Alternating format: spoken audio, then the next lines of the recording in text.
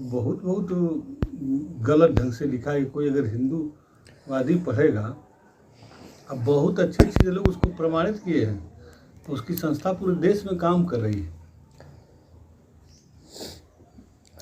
Point ये है कि अपना जो भेद बना के छोटी जातियों के साथ जो जिस तरह से आज तक करते हैं हम लोग, उन सबको उनके करके लिखा है। उसमें रामचरितमानस में कुछ जो दोहे हैं, तो कुछ लोग ये मांग कर रहे हैं कि उनको हटा दिया जाए उसमें से, लेकिन मैं हटाने को अच्छा नहीं समझता, अपनी राय में बताऊं तो। क्योंकि जो जैसा है उसको वैसा रहने दिया जाए। कम से कम उस व्यक्ति ने क्या लिखा है, किस भाव से लिखा है, चाहे जिस भी भाव से लिखा हो, जातिवादी भाव से भी लिखा होगा, तो कम से कम उसका ऐतिहासिक मूल्य है ना, कि भाई उसने ऐसा लिखा है, ये तो हम कह सकते हैं ना। जब हटा ही देंगे तो हम कैसे कह पाएंगे बाद में? बात समझ रहे हैं? तब तो वो व्यक्ति निर्दोष हो जाएगा जब हटा देंगे उससे तो। सही बात। हाँ, अगर उसको हटा देने से देश में जातियां समाप्त हो जाती तब तो ठीक है, हटा देते। हटा देने से तो जातियां समाप्त हो गई नहीं। अरे जातियों का तो अनुमोदन जो है अंबेडकर साहब भी किए हुए हैं, सब जबरदस्त संविधान में दिए हुए हैं। हम लोग का संविधान ही जातिवाद वाला है, हमारे लोग का संविधान ही जातिवाद को मानता है। उसके नाम पर सर्टिफिकेट प्रमाण सब देता है, उसके नाम पर नौकरी देता है, उसके नाम पर आरक्षण देता है, उसके नाम पर जो है लड़ने के लिए कहता है, चुनाव लड़ने के लिए कहता है ना, उसी नाम पर मिलता है ना। उसकी सीट होती है, रिजर्व होती है सीट, कि यहाँ से यही लड़ेगा, अमुक जाति का ही लड़ सकता है, अमुक जातियाँ लड़ सकती। तो हम लोग का संविधान ही जब दिया हुआ है, तो वह जो दिया हुआ है रामचरितमानस में या और भी कहीं भी लिखा होगा देश दुनिया में, तो मैं नहीं समझता कि उसको हटाया जाना चाहिए। किताबें बहुत सारी हैं जो बहुत गलत है, जैसे मान लीजिए कि कुरान में भी बहुत गलतियाँ, तो मैं इस पक्षधर का नहीं हूँ कि उसको हटा दिया जाए, वो जैसा रहने दिया जाए, क्योंकि उसका ऐतिहासिक मूल्य होता है। वो रहेगा तो आप भले मानिए कि उसमें सही बात नहीं लिखी हुई है, वो आलोचना कीजिए, कहिए, लोगों को बताइए कि गलत है, लेकिन खाली आप यह बताएंगे कि गलत है, लेकिन उसका सुधार कैसे होगा यह नहीं बताएंगे, तो फिर वह तो एक अधूरा पक्ष हो जाएगा। बात समझ रहे हैं? तो बहुत यहाँ पर अधिकतर लोग क्या कर रहे हैं, जो एजेंडाधारी लोग हैं, वो यह तो कह रहे हैं कि देखिए ये गलत है, ये गलत है, ये गलत है, लेकिन क्या उन्होंने खुद जातवाद छोड़ा है? एक प्रश्न ये उठता है ना। आपने खुद क्या जातवाद छोड़ा? नहीं छोड़ा। आप भी उसी जाति में शादी कर रहे हैं, वैसे ही कर रहे हैं। भाई जाति का आधार तो शादियाँ ही तो है। तो आप आलोचना करके क्या आप अपने उस तरह की शादी का आप अनुमोदन करना छोड़ दिए हैं या नहीं छोड़े? सही बात। क्या ललई सिंह यादव या जो भी नाम आप बता रहे थे, तो ललई सिंह यादव क्या अब जो है यादवों में शादी नहीं करेंगे? अपने घर कुल परिवार वालों को कहेंगे कि हम यादव में शादी मत करना, कहीं और करना? यदि ऐसा वो कहते हैं या इसका अनुमोदन करते हैं, तो माना जाएगा कि हाँ ये व्यक्ति जो है ये जातवाद को मिटाना चाहता है। समझ रहे हैं? जातवाद को मिटाने का तो यही तरीका है ना, कि आप जैसे मान लीजिए आप कश्यप हैं, तो आप कश्यप में आप शादी नहीं करेंगे। हाँ, समझ रहे हैं? मैं ब्राह्मण हूँ तो मैं आप ब्राह्मण में शादी नहीं करूँगा, तभी ना जातवाद मिटेगा। जातवाद का जो आधार है वो क्या है? यही तो है कि एक जाति जो है एक जाति में ही विवाह कर रही है, इसका आधार तो यही है। अब हम अगर इस जगह पर हम इस विवाह मतलब स्वजाति विवाह को अगर हम प्रतिबंधित कर दें, कह दें स्वजाति विवाह कोई नहीं करेगा, अपनी जाति में नहीं करेंगे, चाहे यहाँ धरती में कहीं भी कर लीजिए, अगर ऐसा करेंगे तो जातवाद टूट जाएगा। इस मॉडल को क्या अपना रहे हैं? इस मॉडल की बात कोई कर रहा है?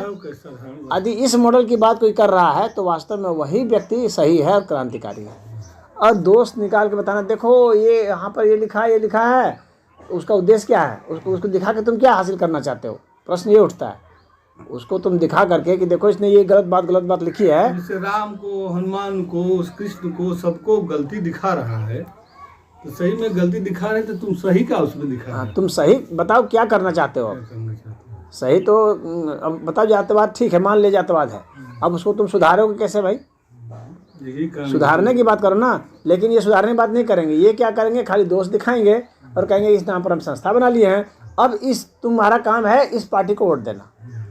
वो जो करेंगे वो मैं हाँ बता रहा हूँ लाइन बना कि उसका एक लाइन बना दिए कि अब जो है तुम इसको वोट देना। यानी ये सारा जो तुम प्रपंच रच रहे हो वो वोट के लिए रच रहे हो। अगर तुमको जातवाद ख़त्म करना है तो स्पष्ट बोलो ना कि आज के बाद से हम लोग इस जात में शादी नहीं करेंगे, हम लोग अपनी अपनी जाति में कसम खाते हैं कि शादी नहीं करेंगे। ये अगर ये सा तुम कहते हो तो सही है, तुम जातवाद होना चाहिए उसका जातवाद मिटाना चाहिए। आपका कुछ सॉल्यूशन होना चाहिए ना। अगर समाधान नहीं होगा तो आप फिर ऐसे उभार दिए। जैसे कुछ मुसलमान है वैसे वगैरह जो भी माने चीजें चल रही अब जैसे मान लीजिए घाव है यहाँ, कोई कहे देखो घाव है यहाँ और इसको खोदो, घाव को खोदो हाँ, देखो इसने घाव को छिपा के रखा हुआ था, ये सही आदमी नहीं है, इसने घाव को छिपा के रखा हुआ था, हम इसको दिखा दिए तुमको, देखो तो ये तो वो हुआ। अरे उस घाव को ठीक कैसे करोगे? अच्छा, भारत में ऐसी भी कुल बहुत सारी पार्टियां हैं जो इसमें बदअसर फैलाने के लिए इस तरह से अपने सनातन पे बस काम कर रही है ना। सारा उद्देश्य उस सबका यही है, उद्देश्य यही है। उस दो उद्देश्य उसमें है। एक उद्देश्य यह है कि इसको एक अलग कर लो, उसके लिए भी उन लोगों को धन आ रहा है, एजेंडा आ रहा है, पैसे आ रहे हैं उन सब के जो नेता टाइप के हैं कि आप इसमें से जितने भी ग्रंथ हैं ना उसमें से खोजो कहाँ कहाँ जातवाद लिखा हुआ है। हाँ, और बस उसी को चिल्लाओ और उसको चिल्ला करके लोगों में फैलाओ, लोगों में फैला करके एक गोल बना लो और गोल बना करके एक पार्टी को वोट दो।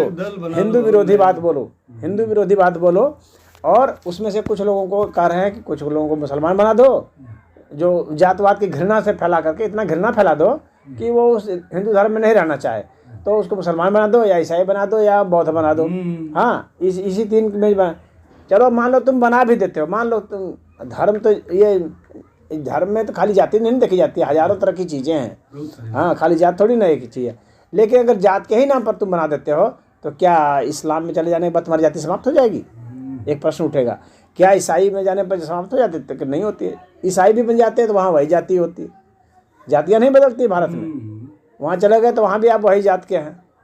हाँ, अगर बौद्ध बन गए तो भी वहाँ वही जात के हैं। ये जाति तो है ही है। तो जाति तो आपको बदल ही नहीं रही है। तो अगर आप जात बदलने के लिए धर्म बदल रहे थे तो भी नहीं हुआ। आप देश बदल दिए, देश छोड़ करके भग गए, हाँ, तो शायद कुछ गुंजाइश होती है कि भाई विदेश में वहाँ कोई आपकी जाति नहीं पूछता है। अगर आप चले गए तो वहाँ तो खैर जाति नहीं पूछेगा। तो या तो आप समाधान के लिए यही कहिए कि अपना जात का करो, या तो यहाँ से भाग जाओ, विदेश चले जाओ, वहाँ कोई जात नहीं पूछेगा, जात के नाम पर वहाँ कुछ भी नहीं होगा।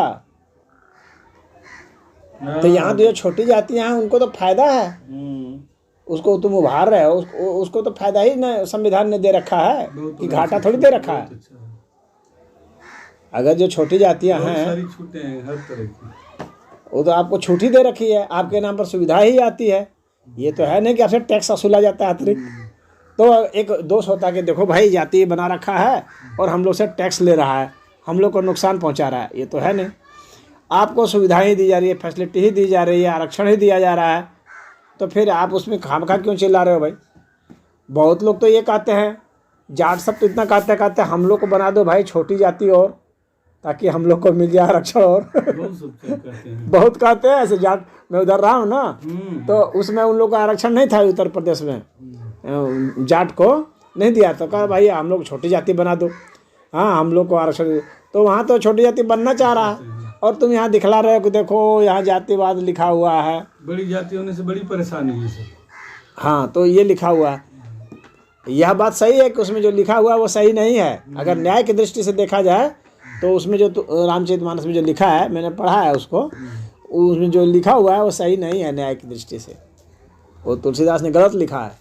तो अगर कोई गलत लिखा है तो गलत तो उसको कहा ही नहीं जाएगा, सही थोड़ी कहा जाएगा। पॉइंट हर जगह आता है, ढोल गवार सुदु प्रश्नारी या पूजे विप्र सकल गुणहीना। हाँ, पूजे ही विप्र वाला जो है ना, हाँ सकल गुणहीना, ये बड़ा सही कह रहे हैं इसमें कि विप्र जो है उसमें गुण है नहीं फिर भी उसको पूज रहे हो।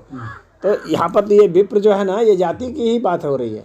हाँ, क्योंकि विप्र वास्तव में विप्र का अर्थ अगर वैदिक अर्थ होगा तो विप्र का मतलब तो गुणहीन होना ही नहीं चाहिए, तो उसको विप्र कहेंगे ही नहीं।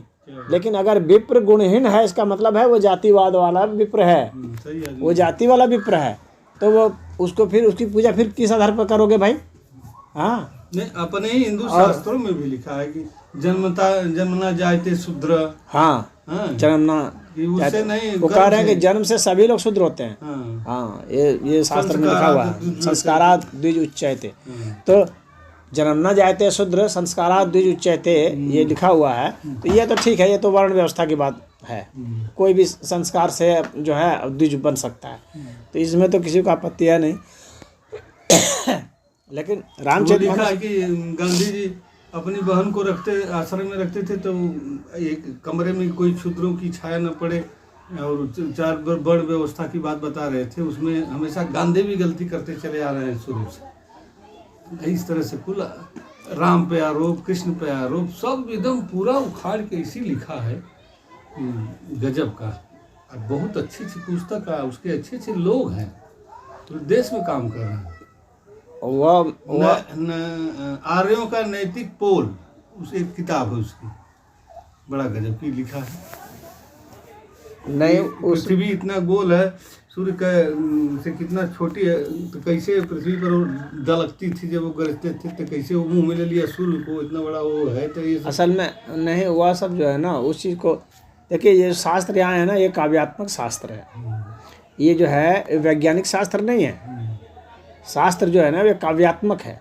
काव्य शास्त्र का अलग महत्व होता है। काव्य शास्त्र में जो भाषा होती है ना, वो अलंकारिक भाषा होती है। हाँ, शूद्र उसको सूर्य को खा गया, हनुमान जी खा गए, वही बात बोलता होगा।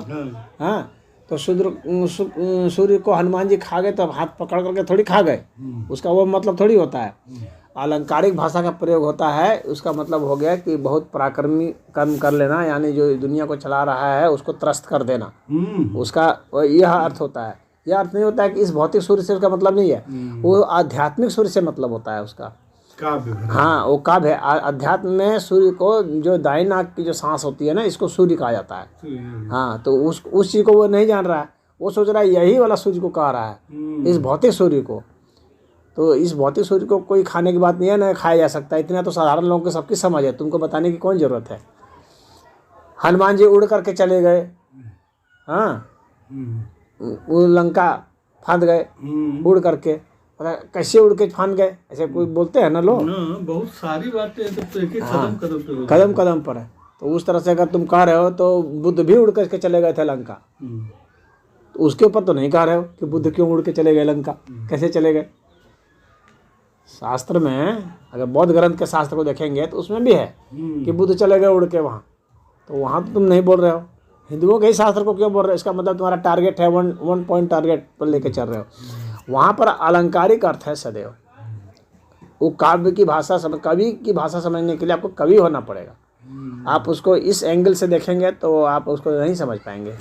और वो आदमी का विश्वास भाव सब एक साथ लगा हुआ, उसी के साथ चल रही है। वह तो इस तरह से इसका प्रयोग किया जाता है ना, ताकि देखिए कुछ ऐसा कुछ चमत्कारिक चीज़ जोड़ दिया जाता है। क्यों? रोचक हो जाए और उसकी स्मृति में आपके बस जाए वो, ताकि आपको याद रहे उसके संबंधित घटनाओं। हमेशा डरते रहिए मर्यादा के बात की, बने ऐसा है तो ऐसा है। कवि जो है ना, कवि चाहता है कि आप उसको याद रखें। एक इतिहासकार उस लिहाज से नहीं लिखता। अगर हम लोग इतिहास की घटनाओं को कहा जाए आप सिलसिलेवार बताइए तो हम लोग बता पाएंगे? नहीं बता पाएंगे, भुला जाएंगे। क्योंकि इतिहास बहुत जो है वो उबाऊ टाइप का लिखा रहता है, बोरिंग लिखा रहता है कि इसने वहाँ लड़ाई लड़ी, इसने ये लड़ा, वो लड़ा, हाँ ये लिखा रहता है, इसने मारा। अब वो याद नहीं रहेगा, लेकिन उसमें कोई चमत्कारी चीज़ लिखे देंगे तो ये दिमाग पकड़ लेता है उस चीज़ को याद।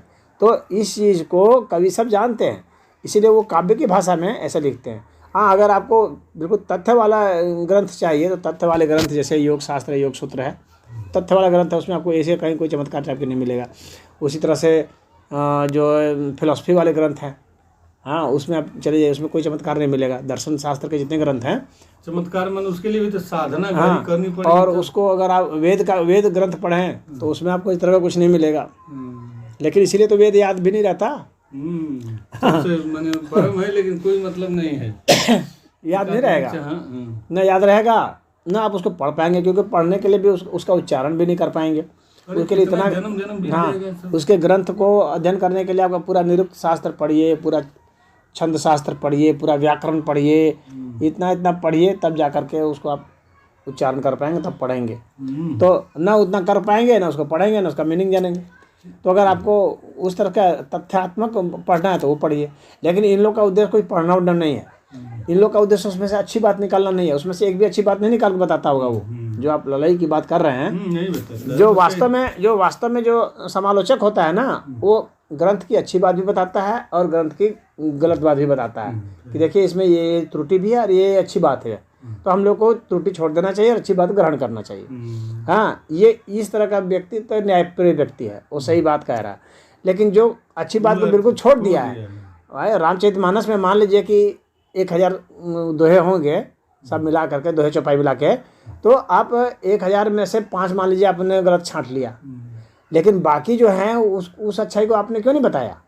आप 5 ही को क्यों बता रहे हैं? आप उन सबको भी बताइए जिससे बड़ा से बड़ा फायदा हो रहा है लोगों को। जो अच्छी बात है उसको ही बताइए, लेकिन उसको बताना ही नहीं है, क्योंकि इनका उद्देश्य खाली ये है कि अच्छा चीज़ इसमें कुछ है ही नहीं, यही दिखलाना है। सही बात है। तो आप अगर आपको ऐसा है तो आप शुरू से एक एक पढ़ते जाइए और हर का खंडन कीजिए, तब तो आपको माना जाएगा। आप एक एक शुरू से पढ़ते जाइए जहाँ से उन्होंने लिखा है, और सब का कहिए कि ये ऐसे गलत है, ये ऐसे गलत है, तब ना माना जाएगा। तो ऐसा तो आप कर ही नहीं सकते।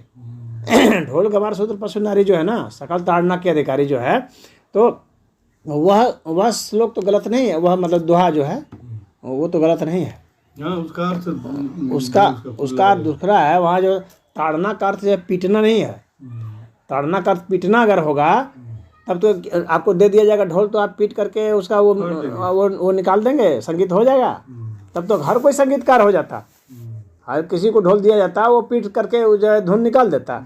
हाँ, तब तो जो संगीत सीख रहे हैं तो बेकार हैं, गवा रहे हैं, फिर तो वो कैसे संगीत बन जाएगा? उसके लिए ताड़ना का अर्थ जो है सीखना है, देखभाल है और अनुशासन है। और ये इस चीज़ का जो है चाणक्य का जो नीति सूत्र है, चाणक्य के नीति सूत्र में ये बात आई है स्पष्टता कि 5 बरस तक लड़के को लाड़ दुलार करना चाहिए, चाणक्य कहते हैं। और उसके 5 बरस के बाद जो है ताड़ना देनी चाहिए। चाणक्य ने ये लिखा है। तो इसका मतलब क्या है? जैसे 5 बरस का आप उसको डंडा से मारना शुरू कर दो बच्चे को, सब बच्चे को, ये थोड़ी लिखा है उन्होंने। उसका अर्थ उन्होंने ऐसा लिखा है कि उसके बाद आप उसको देखभाल कीजिए और अनुशासन में उसको रखिए। हाँ, अनुशासन वहाँ लागू कीजिए ताकि उसको आप संवार सकें, उसको अच्छा बेहतर आदमी बना सकें। तो ताड़ना का सदैव अर्थ यह होता है। ताड़ना का अर्थ ये नहीं होता है कि पीट दिए। तुलसीदास जी ऐसा नहीं था कि कार अब पीटना शुरू करो लाइन से, अब इनको ढोल को पीटना शुरू कर दो। हाँ, गंवार को पीट पीट करके क्या विद्वान बना देंगे? गंवार को तो आप जो है उसको अच्छा से सिखा करके अनुशासन में रख करके ही ना आप उसको कुछ विद्वान बना सकते हैं कि ऐसे बना देंगे। और शूद्र का मतलब क्या होता है? शूद्र का अर्थ होता है शोक करने वाला। शूद्र जो है शुच धातु से बना हुआ है, उसका अर्थ होता है शोक करना। तो जो शोक करते हैं वे सब शूद्र हैं। और गृहस्थी में जो इतने भी लोग हैं सब लोग शोक करते हैं, उनको शोक रहता है। तो वो उन्होंने कहा है कि शोक करने वाले को हम कैसे शोक से मुक्त करें, उनका वहाँ पर उद्देश्य हुआ है। तो वो ताड़ना से उनको हम शोक से मुक्त कर सकते हैं, यानी अनुशासन से। पतंजलि जी लिखते हैं अथ योगा अनुशासनम। अब योग का अनुशासन करते हैं। हाँ, तो अनुशासन से ही आप जो है योगी हो सकते हैं। हाँ, बिना अनुशासन के आप योगी नहीं हो सकते हैं। तो हाँ, उनका अर्थ अनुशासन है। अनुशासन से आप उसको देखभाल करके उसको सिखा पढ़ा करके आप कर सकते हैं। उसी तरह से स्त्री का भी है। तो सभी को अनुशासन से ही आप कर सकते हैं। आप स्त्री को पीटना शुरू कर दीजिए। कौन है जो स्त्री को रोज़ सुबह से सांझ तक पीटता है? ऐसा कोई है? इस तरह का होता है? पीटेगा तो वो नहीं पीटेगी, छोड़ देगी क्या? उसका हाथ पैर नहीं है क्या? ऐसा नहीं है कोई। उसका अर्थ वह नहीं है कि वो पीटना शुरू कर दो। नहीं है, ये सब उल्टा पुल्टा अर्थ लगा लेते हैं सब। हाँ, जहाँ गलत